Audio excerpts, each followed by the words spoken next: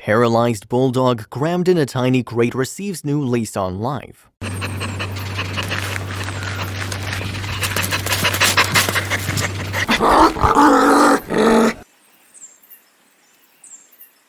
Humans and dogs have a connection that really is hard to describe in words sometimes. There have been countless examples of dogs protecting humans without a thought for their own safety and vice versa.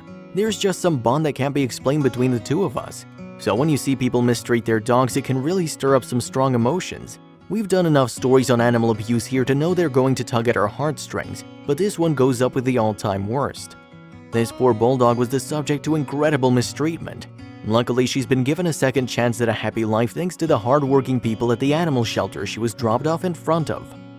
This poor little girl's name is Sarah. Sarah was stuffed into a travel crate that was entirely too small for her and dropped off outside the almost no-home no-kill shelter in Michigan. She sat in this cramped crate for 12 hours until finally Carissa Parent, who's the assistant manager at the shelter, found her.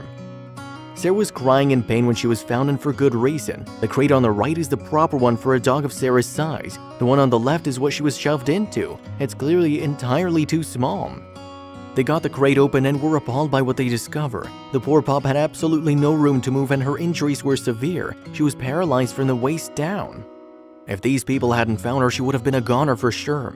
A veterinarian determined she had a herniated disc, which they believe was caused by absolutely savage beating or being stuffed into her crate.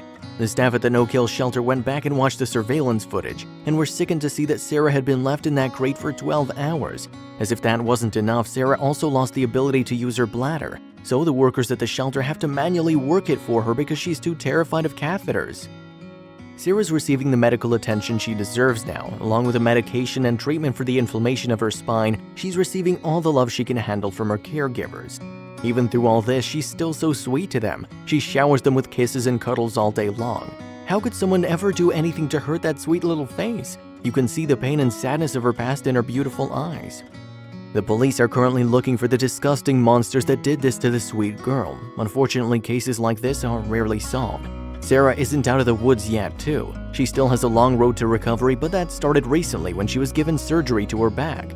They hope that she'll be able to walk again someday. We'll be rooting for Sarah, and hopefully the people responsible for this horrific crime are found and punished as harshly as possible.